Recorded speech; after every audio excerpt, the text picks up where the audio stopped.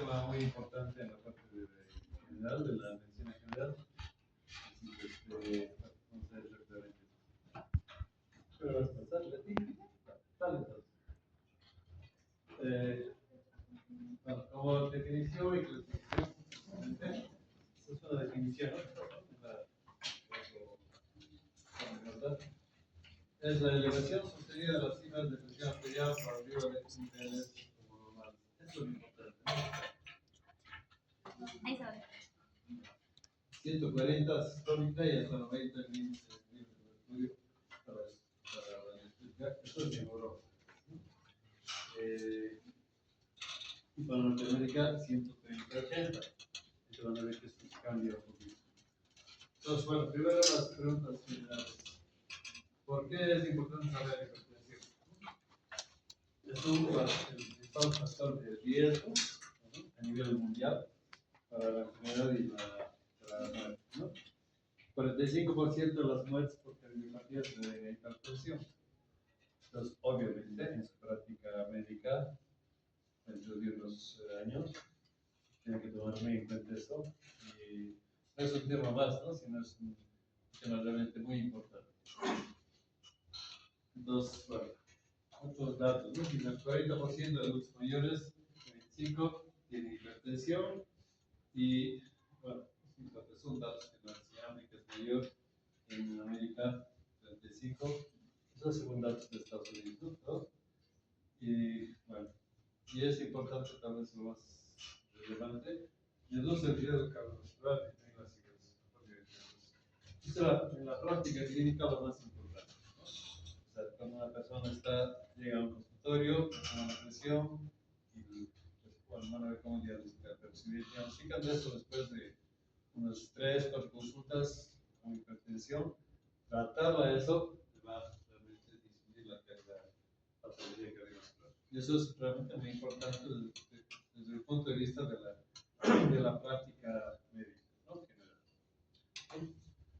Dale, entonces, siguiendo con eso, se clasifica así. Estas son las guías americanas. Los americanos son los que más han estudiado todos los temas, tienen muy avanzada esa parte. Y en 2017 ya sacaron una guía, que es la Sociedad Internacional de Hipertensión, que definía los niveles de presión arterial y de ser 130, 80, pero para el 2025 todavía se mantiene como un plan diagnóstico. Eso es muy importante, ¿no? Entonces, 130, o sea, la presión arterial que toma se encuentra mayor o igual a 130 la sistólica y 80 la diastólica, ya se considera como hipertensión. Antes era 140, o sea, en 2017 era 140 y 90, pero ya han visto que muchos de los que tenían esa presión de 130-80 desarrollaban hipertensión a largo, no tan largo, sino a corto plazo. Entonces han bajado, son pues más estrictos en el diagnóstico y ahora recomiendan que el umbral diagnóstico tiene que ser mayor o igual a 130. Si es menor, obviamente está bien sano. Pero este es el umbral, ¿no? Eso es lo importante. Es bueno, es para América. Para los europeos todavía sigue siendo 140-90. Nosotros no tenemos escuela, ni no tenemos un sistema que determine eso. Entonces es un criterio más o menos, digamos, personal de cada médico que aplique uno u otro, ¿no? Esto de 130-80 es recién, desde el año pasado que, les digo, han bajado el umbral, ¿no? Antes estaba más o menos igual que los europeos. Entonces, bueno, es lo que les decía. ¿Por qué? Porque se asocia con incremento de la mortalidad y morbilidad cardiovascular. Entonces, obviamente, si queremos prevenir esa mortalidad y mortalidad, bueno, habrá que prevenir, y la manera de prevenir es tomando en cuenta esos valores antes de que lleguen a, ¿no? O sea, en otras palabras, esos valores significan ya un aviso de que la persona va a ser hipertensa. ¿Okay? Bueno, ahí abajo tienen cuando consulta cuáles son los valores en general. Esto es según la guía del 2017, que eso no ha cambiado. Categorías, presión sistólica, presión diastólica. Entonces la óptima, como es, 120-80, que en realidad aquí puede variar bastante. En general, no sé si ustedes se confunden, en serio, pero aquí es muy frecuente tener 110-70. No tenemos un dato de todo el país.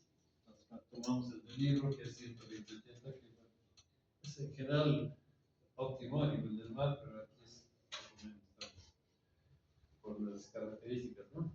Nuestros intereses. Entonces, bueno, la normal, como ven, tiene que ir entre 120 y 129, la diastólica entre 80 y 80. Son valores muy importantes porque ustedes van a estar prácticamente siempre pidiendo esto. Con estos valores van a poder determinar si está bien o no está bien la persona, ¿no? Ya, entonces, normal alta, con los valores del 2017, 130-39, para la histórica, 85-89. La histórica, aquí están los grados. Grado 1, ya sería hipertensión, ¿no? 120-139, por grado 2, 179, y el grado 3, mayor de 180. O las históricas, 5, 90, 90, 99, 100. Entonces, bueno, y la histórica es la. ¿Okay? Bueno, esos son los grados de hipertensión que pueden tener según los valores, ¿no? Vale. Ok, ¿cuáles son las bases fisiológicas de la hipertensión? Esa es la parte fisiopatológica que tiene que pensar. Si una persona llega, le están queriendo diagnosticar, tendrán que pensar, meterse, digamos, mentalmente dentro del sistema cardiovascular de la persona y entender qué le está pasando. Entonces, como base, ¿se acuerdan, no? De esa ley, la ley de Ohm, ¿no? El segundo año. ¿Alguien se acuerda? ¿Qué decía? Ustedes deberían saber esto. No, me voy a retirar. Tiene aquí la ley, ¿no? La ley de Ohm es aplicada ya a lo que es el sistema de la presión arterial. La presión arterial es igual al gasto cardíaco multiplicado por la resistencia muscular. Entonces, obviamente, esto no se puede medir directamente ni el gasto cardíaco, pero para entender bien qué está pasando. Si se acuerdan, pues, bueno, la presión arterial es la fuerza que ejerce la fricción de la sangre en los vasos, que es igual, o es el producto, si quieren, del gasto cardíaco, que es la cantidad de sangre que está saliendo cada minuto del corazón, ¿no? Multiplicado por el número de latidos. Todo eso es el gasto cardíaco. ¿Cuánto sale normalmente en cada latido del corazón? Estas preguntas de examen de fisiología. ¿Cuánto sale en cada latido? 70 mililitros. ¿Cuántas veces late el corazón en un minuto? Depende, ¿no? De 70, 80 más o menos. Entonces, bueno, ahí 80 estamos como promedio. La multiplicación de eso nos va a dar gasto cardíaco. Obviamente, en la consulta clínica no podemos saber esto. Lo único que podríamos sacar es la frecuencia cardíaca y calcular que más o menos de 70 debemos calcular más o menos. Y bueno, la resistencia vascular no podemos medirla, pero bueno, como esta es la forma, digamos, depende de esas dos cosas, tener una presión arterial elevada, podrán achacar que esa presión se debe o a esto o a esto, ¿no? A que el gasto cardíaco esté elevado o que la resistencia muscular esté elevada. Cualquiera de estos dos va a influir, o las dos van a influir en que la presión arterial no esté aumentando. ¿Okay? Entonces, esa es la parte profunda, digamos, de la fisiología. ¿Okay? Entonces, esto es lo mismo. Pensando en fisiopatológicamente, tiene que entrar a cómo funciona normalmente. Entonces, tiene la regulación de la presión arterial, cómo se regula normalmente. Eso también ha llevado ya el año pasado. Entonces, tiene aquí sistemas de regulación. Si hay un volumen circulante reactivo bajo, sistema que es el que responde más rápidamente, ¿se acuerdan? Los vasoreceptores. ¿Recuerdan, no? ¿Esto? Luego, tiene el otro sistema, que es el aparato extracelular, que va a estimular el sistema renina-angiotensina-aldosterona. Y un tercero, que son, bueno, estos son los mismos vasoreceptores, pero de presión alta, ¿no? Este sistema se llama transferencia. Entonces, cada uno tiene su cadena, digamos, de eventos que van a llevar a que se regule la presión. Todos, como ven, terminan en la vasoconstricción, por un lado, digamos, rápida, ¿no? Hay vasoconstricción o vasodilatación, retención renal de agua y sodio, que saben que eso va a jalar más agua y va a aumentar el volumen circulante. El otro automático que no depende de ninguno, sino las fuerzas de Stalin, que son propias del corazón, que serían los ángeles. Y por otro lado, el sistema nervioso simpático, va a estimular la excreción cardíaca, si es que hay, más bien, estimular el parasimpático, pero inhibir al simpático para que disminuya la presión. Bueno, esos son los sistemas de regulación que ya nos conocen bien desde el año pasado. Entonces, ¿qué cosas son importantes desde el punto de vista clínico aquí? Desde el punto de vista clínico, es este sistema del sodio, y bueno, el otro les dirá cómo está funcionando. Si es una persona que está muy estresada, este sistema de vasoreceptores siempre está funcionando. O sea, todo eso hay que tomar en cuenta en la parte clínica, ¿no? Cuando están consultando a los pacientes. Tal vez tenía esto tan así como el examen, ¿no? A, B, C, D, ninguna, todas. A la suerte no, tienen que relacionar, y esa es la guía para el conocimiento que deberían tener para llegar a un diagnóstico que vamos a ver. Dale. Entonces, bueno, la clasificación de la hipertensión. Hay dos en general: hipertensión arterial primaria o esencial. Ya saben que eso significa que la alteración de la regulación de la presión arterial es propia, digamos, ahí está el mal, ¿no? En la presión. No es secundaria a otra enfermedad o otra patología. Y por eso se llama esencial. Se llamaba así porque durante mucho tiempo no se sabía exactamente, incluso ahora no se sabe totalmente, pero se sabe mucho de cuál es la causa real, ¿no? En la secundaria es más claro. Hay una alteración de algún órgano que va a alterar los parámetros y va a producir la hipertensión arterial, es la secundaria. Pero la primaria, esa es, por ahora, se sabe más o menos cuáles son los factores que vamos a ver ahorita, pero no es fácil identificar. Por eso durante mucho tiempo se dice esencial, como diciendo no sabemos qué, pero es hipertensión. ¿Okay? Entonces, como ven ahí, intervienen muchos factores, y aquí, herencia, sensibilidad a la sal, obesidad, tabaquismo y otros que vamos a ver. Y bueno, como ven ahí, la prevalencia es 9 de cada 10 hipertensos es esencial. Ya lo van a ver por qué. La secundaria, esto es rapidito, vamos a pasar, es mucho menos frecuente, solo 5%, lo que les depende de un órgano u otro que está influyendo directamente en los parámetros de la presión. Entonces, por ejemplo, intervención la función renal, una insuficiencia renal crónica, el sistema renina-angiotensina y otros, bueno, y sobre todo si se acuerdan la regulación renal, ¿no? ¿Se acuerdan cuál es la diuresis de presión? Ya no se acuerdan.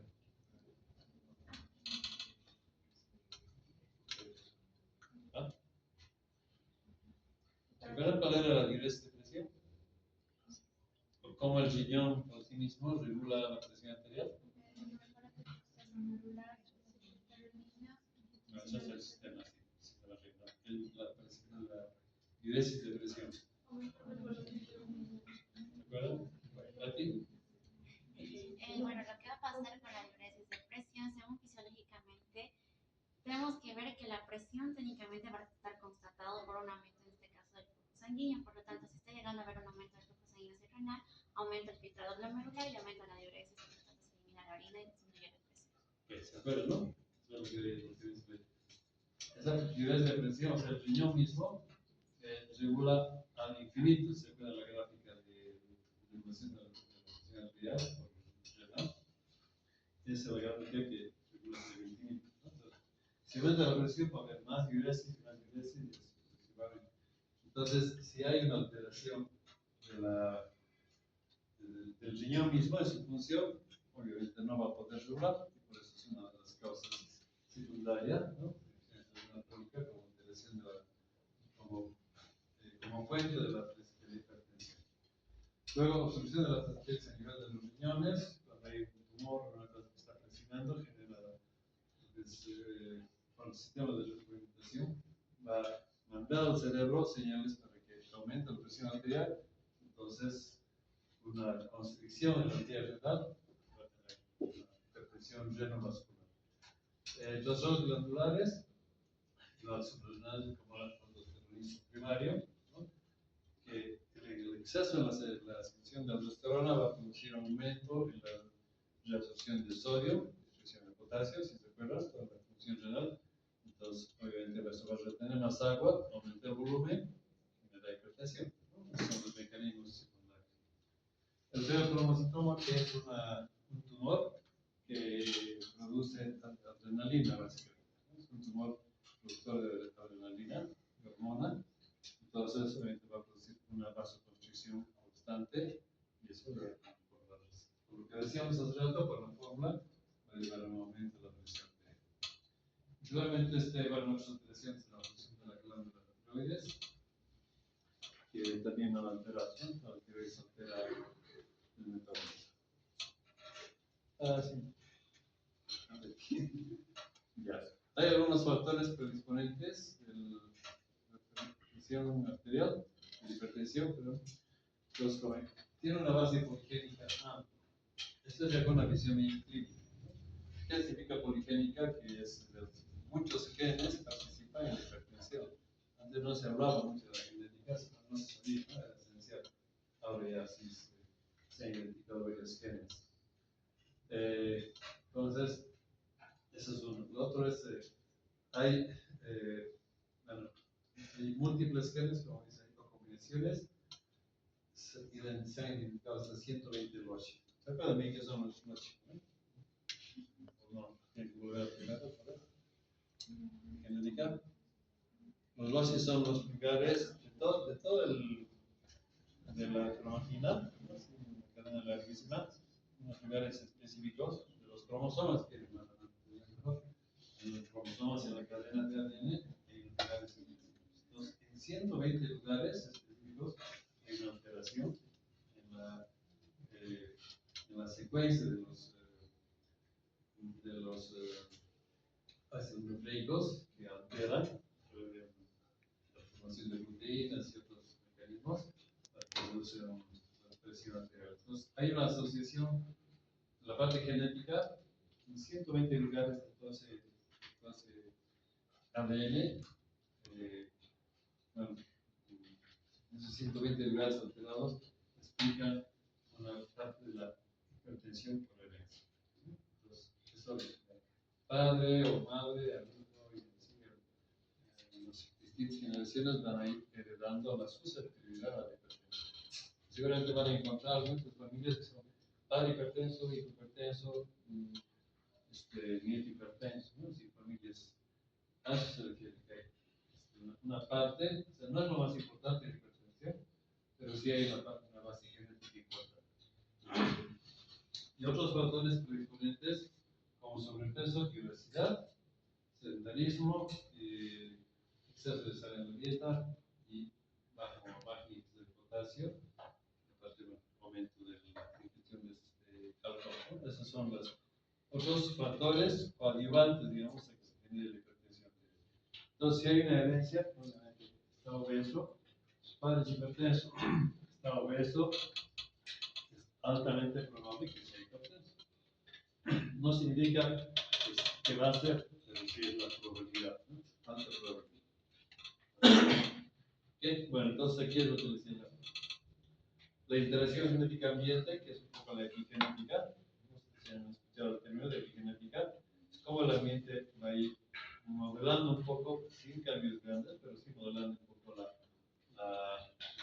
las cadenas y todos los genes aquí para que se adapte el cuerpo a sus conductas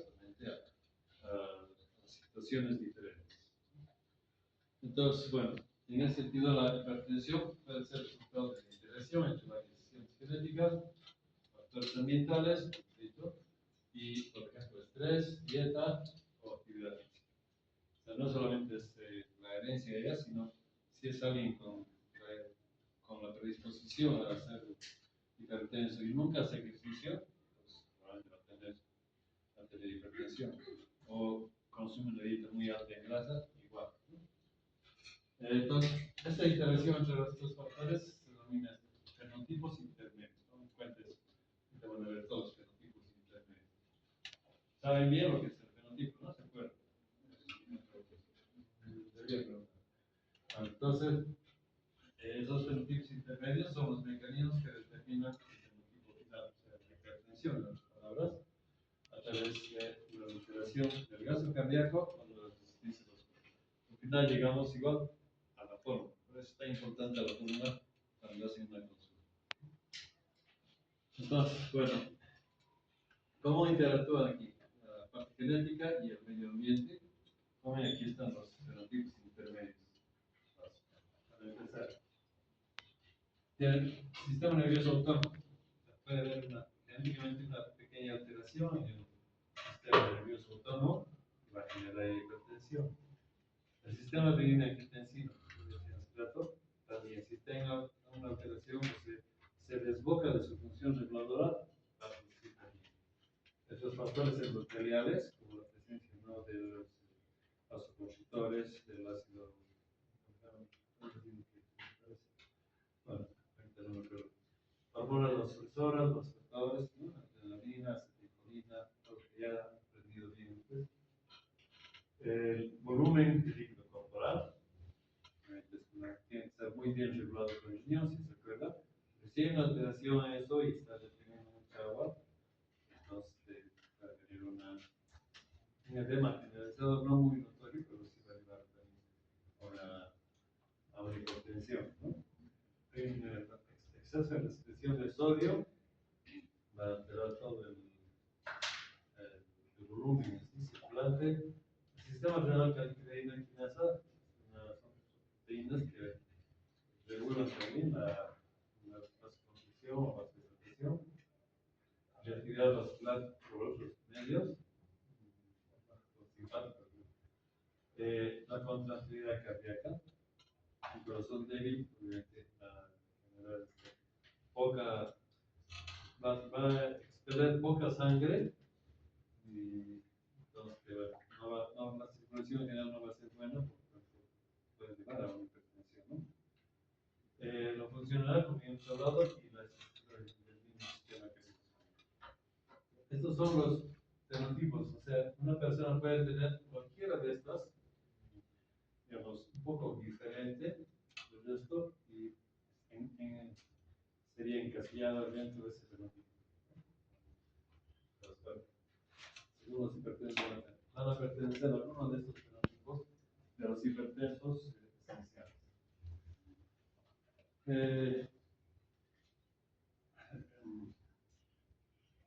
Bueno, muchos genes que pueden participar, que he dicho, la mayor parte están comprometidos en la reabsorción de sodio. O sea, la presencia de la aldosterona y la presencia de las bombas sodio-potasio que están en los tubos renales, que son los que la absorben, y hacia el intestino, ¿no? Que son los que también permiten la absorción de sodio. Perdón, las bombas sodio-potasio, no las de peso, sino las que es la de transporte secundario, ¿no? Todas las bombas surtan el riñón. Ok, entonces, aquí yendo más a la parte genética, antes no se decía eso, pero ahora sí es algo. La mitad de las variaciones de la presión arterial se explican por factores genéticos. ¿No? Y los genes de los involucrados ahí son en la reabsorción de sodio. O sea, en el riñón, ese es el punto principal, ¿no? Para la regulación. Bueno, estas son algunas alteraciones monogénicas, solo un gen es alterado y puede alterar el sodio, pero hay otros que son bueno, otras mutaciones sodio, y de ahí se producen así los síndromes por sobreproducción de mineralocorticoides. Por ejemplo, si hay alguna alteración en el gen, para que se produzca mucha aldosterona, se reabsorbe muchísimo sodio, aumenta el volumen y se produce hipertensión. O síndromes por incremento en la actividad del mineralocorticoide. Aquí por la cantidad, pero aquí por la actividad. ¿Qué significa eso? Que genéticamente ha cambiado la sensibilidad de la persona a los mineralocorticoides. Entonces, si antes, por decir digamos, la secreción de 1 microgramo de aldosterona era suficiente para obtener, entonces, eh, se expresa la hipersensibilidad, pasará con medio microgramo o 0,1 microgramos suficiente para que ya se produzca la reducción de sodio. Entonces, si la glándula normalmente está produciendo 1 microgramo, es como si estuviéramos aumentando 10 veces la absorción de sodio. Entonces, aumentar el volumen. Ese es el problema en la parte de la sensibilidad a la respuesta. ¿Sí? ¿Les queda más o menos claro? Estoy yendo muy rápido.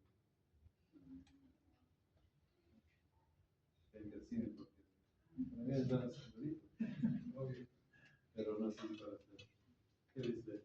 ¿También a buena velocidad? Ya, es que no dice nada.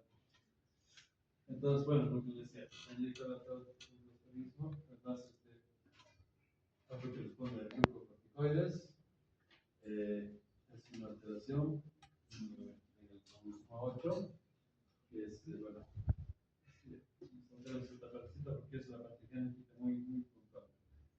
El síndrome de Liddle, que es una edad autosómica dominante, que es una alteración del cromosoma 16, y hay mutaciones en el canal ion de sodio sensible a hemoglobina. ¿Se acuerdan? En farmacología están viendo lesiones, pero iban a ver un canal que es sensible a la hemoglobina que se utiliza como un fármaco. Entonces, van a ver, cambia la sensibilidad en ese canal, entonces va a aumentar la absorción de sodio. Y el exceso aparente de mineralocorticoides en los que hay. Es una condición genética autosómica recesiva, donde se está en la isoforma de la no selectiva de la enzima, simplemente de la parte de la aldosterona. ¿Ok? Bueno, y la otra que es la herencia de rasgos complejos. La herencia mayor de pacientes es lo que se llama por rasgos complejos. Se hereda la predisposición a la hipertensión, y solo predisposición. Sobre eso viene la parte que puede ser por la obesidad, por el deporte, por la dieta, etcétera, que va a desencadenar, o el estrés, que es algo muy común, ¿no?, en nuestra sociedad. Entonces, eso es lo que se llama la predisposición, y ahí, digamos, se estimula, o sea, predisposición es justamente, está basada, por decir, o centrada en los genes del sistema renina-angiotensina aldosterona, el SMA. Polimorfismos, quiere decir que hay varios genes, ¿no?, están borrados. Por ejemplo, el gen de la EGA, que ya saben dónde está, ¿no?, es parte del sistema renina-angiotensina, a nivel de los pulmones. La gen de la aldosterona sintetasa, el gen de la angiotensina. Todas estas partes se recuerdan del sistema renina-angiotensina, ¿no? Renina, angiotensina, angiotensina, la ECA, la transforma, la ECA2, perdón, la angiotensina 2 y la angiotensina 2 va a ir a actuar sobre los canales de aumentar la reabsorción de sodio y producir la vasoconstricción. En todo ese proceso largo de células y no células principales, ahí puede aumentar la susceptibilidad por la alteración de un gen. Eso es lo que nos acaba de decir. Esa es la herencia de rasgos complejos. O sea, lo bueno es que ya está estudiado, ¿no? Ok, entonces, ¿cómo se produce la hipertensión? Digamos, mecanismos fisiopatológicos más grandes. las tienen aquí. Las causas primarias, genómicas, de aquí hemos hablado ahorita, y varios polimorfismos, donde aquí receptores adrenérgicos modulados, de los elementos, etc. Función endotelial, no recordar las importancias de óxido nitroso, receptor de endotelina 1, todos estos receptores a nivel celular son alterados, ¿no? El manejo renal del sangre, que hemos hablado, es parte de eso, y el sistema de que acabamos de decir. Todos esos son hipertensión primaria, de origen genómico, genéticos, con polimorfismos en su ADN. Y por otra parte, las secundarias, que pueden tener la genética, puede ser aquí el estrés oxidativo, genético, inflamación, reverso, alimentación, exceso de sodio, diabetes, todas esas cosas que son secundarias. Y hay otros más que son coadyuvantes, digamos así, resistencia a la insulina. La resistencia a la insulina favorece la nutrición de sodio, por tanto también va a aumentar el volumen, por tanto va a producir también hipertensión. La ingesta elevada de pacientes con sensibilidad a la sal. Esta es una condición genética muy particular porque son pacientes que con muy poca sal les viene dando de hipertensión. Entonces, no es que le guste más la sal, ¿no? Sino que prueba la sal tiene un efecto importante en su fisiología. Edad y sexo también, hasta los 70 se van en los varones, aumentando hasta la prevalencia, ¿no? Hasta los 70. Mujeres son mucho más estables, pero desde los 50, cuando empieza la menopausia, ahí se incrementa muy rápidamente la prevalencia de hipertensión en mujeres. ¿Okay? Luego la obesidad, que hemos hablado, síndrome metabólico, aumenta la resistencia a la insulina, entonces tiene relación con eso, ¿no? Con la mayor reabsorción de sodio y aumento de volumen. El sedentarismo. El ejercicio previene las alteraciones, ¿no? De la vascularización, el declive del glucósido. Justo hoy van a hacer deporte, ¿no? En la tele. Nos puede ayudar a evitar la hipertensión. Y el estrés, que el estrés es algo. Ustedes están muy estresados en farmacología y hacer. Controlen el estrés para que no lleguen a la hipertensión. Dale. Bien, los síntomas y signos de la hipertensión no son complicados. Básicamente, tomar la presión arterial, ¿no? Pero sí es silencioso. O sea, nadie está constantemente monitoreando su presión arterial, ¿no? Sube, baja, está estresado, corre al grupo, y se baja, gracias, tensión, trabajando, etc. Sube, baja todos los datos según el estrés. Entonces, si se va acumulando, digamos, por alguna razón, aumentando la presión, obviamente, no se da cuenta y a veces evidentemente aparecen no solo síntomas, sino signos ya muy severos, ¿no? Como un accidente cerebrovascular. Entonces, pero en general, cuando ya está a cierto nivel de hipertensión, es común que aparezca una sequela, ¿no? Intensos, que aumenten con el ejercicio, con alguna otra acción.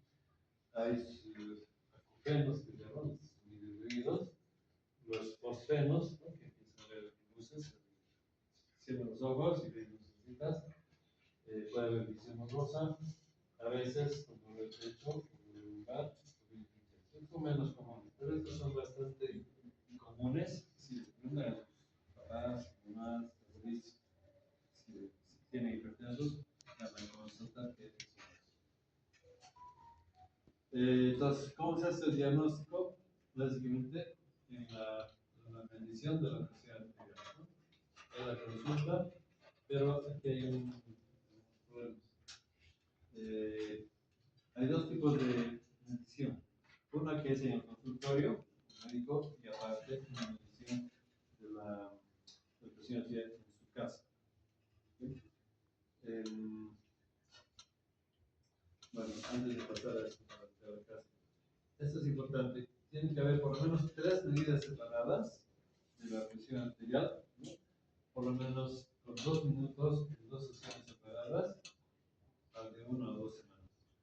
Porque llega el paciente, está cansado, corriendo, se siente, está estresado porque tiene alguna enfermedad, porque le duele la cabeza, porque le toma la presión, como ocurre generalmente los que llegan así rápido, estresados, de su auto, y baja, corre, se sientan, al final el estómago se repite, está hipertenso, obviamente, pero eso no es hipertensión, eso es solamente aumento de la presión arterial como producto de compensación del momento. Entonces, para poder decir que una persona es hipertensa, hay que tomar varias veces en diferentes situaciones. Y eso es lo que recomienda, ¿no? Medidas repetidas estandarizadas en la consulta. Entonces, cuando llega a su consulta, mide la presión arterial, está bien, una cifra, después de unos 2 o 5 minutos después, otra vez, ya listo, ya tengo su dato, ya va a su casa y vuelva otro día, dentro de 2 semanas vuelve y vuelve a tomar lo mismo. Si sigue, si marca los valores más o menos parecidos, van a poder no probar, sino decir probable, ¿no? Probable que tenga hipertensión. Y luego se hace otra toma de la presión arterial fuera de la consulta. ¿Por qué? Porque las personas que llegan al consultorio, sea quien sea, siempre están yendo a consultar por su salud, cuando se van estresados. Que digan, no, estoy muy bien, todo estoy en el control. Entonces, cuando todos van, se estresan en la consulta. Entonces, hay una cosa que se llama hipertensión de bata blanca, que pueden hacer esto en 2 sesiones, etc. Y siempre está estresado porque está estresado por su cosa. Siempre está hipertensa, compresión elevada, porque está ahí con estrés, ¿no? Que cantidad o el médico, y siempre es una situación diferente. Entonces, se recomienda por eso tomar ataques, medidas de presión arterial en el hogar, en su casa. Estar tranquilo, tranquila, no estar estresado por nadie, la enfermera ir a su casa, charlándole. Entonces, estas son las recomendaciones. Ahorita vamos a ver los tipos. La hipertensión de bata blanca y hay otra hipertensión enmascarada, ¿no? Puede ser elevada si llega a estar en datos, ¿no? Están presentes en uno de cada 3 pacientes, pero eso en la consulta. El diagnóstico correcto es muy crucial, muy importante, porque lo que les decía, ¿no? Un paciente con hipertensión de bata blanca puede hacerle más exploraciones o darle ya medicamentos, ¿sí? Y realmente no tiene hipertensión. O sea, errores diagnósticos muy frecuentes. Está bien. Entonces, ¿cuáles son las recomendaciones? Fíjense, aquí están. Son los tres niveles, digamos, una serie de riesgos, criterios y la recomendación. Entonces, si el riesgo es bajo, de desarrollar hipertensión, el criterio tiene que ser 120-80, 40 años. Entonces, la recomendación es cribado, o sea, prevención cada 5 años. Está normal. Si la presión arterial, bueno, si el riesgo es, perdón, el paciente ya está con esta presión 140-90, entonces se controla. Si el paciente tiene riesgo moderado, si es obeso, por ejemplo, es diabético,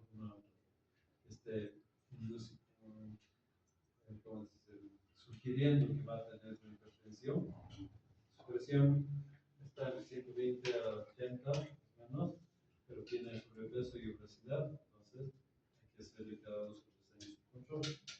Si el riesgo es alto, tiene edad mayor de 40 años, presión normal alta en 140 o 90, digamos, y hay sobrepeso y obesidad, entonces cada año hay que hacerle su control, ¿no?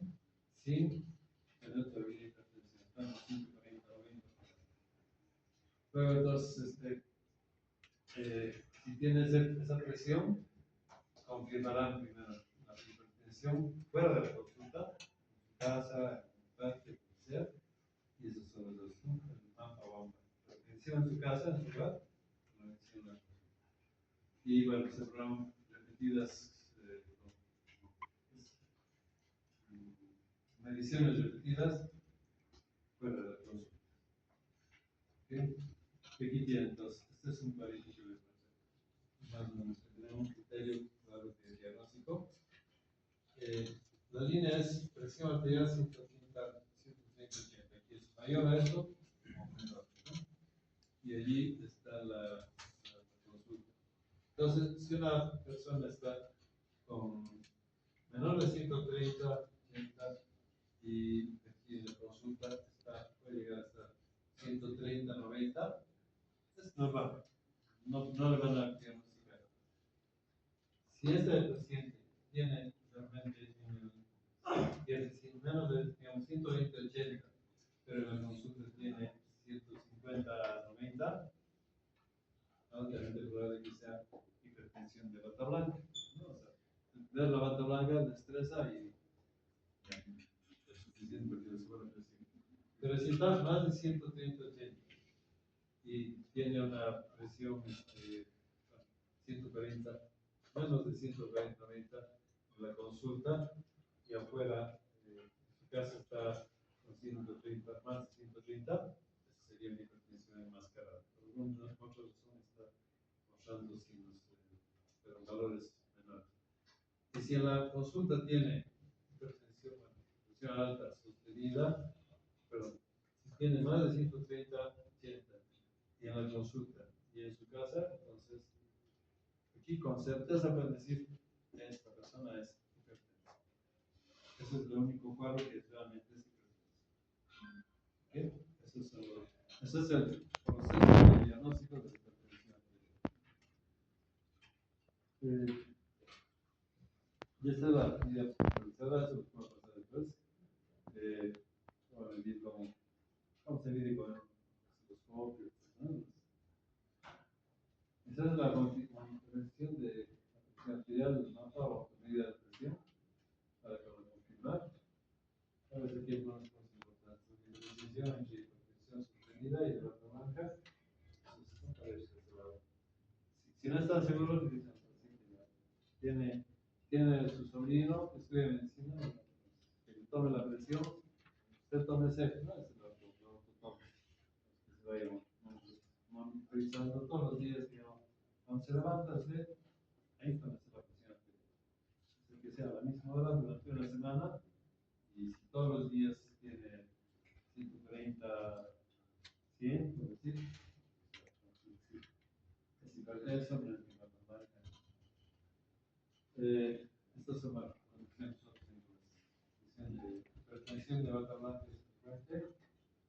Y cuando la consulta está 140, 90, con segundo grado, cuando hay una consulta de conexión de otro órgano, y cuando es enmascarada, presión normal alta, en consulta, presión normal, en consulta con ellos que tienen un órgano diana, digamos, su corazón tiene un problema cardíaco, es un órgano diana, está en riesgo, que iría dentro de lo que es consulta de órgano con riesgo de órgano diana.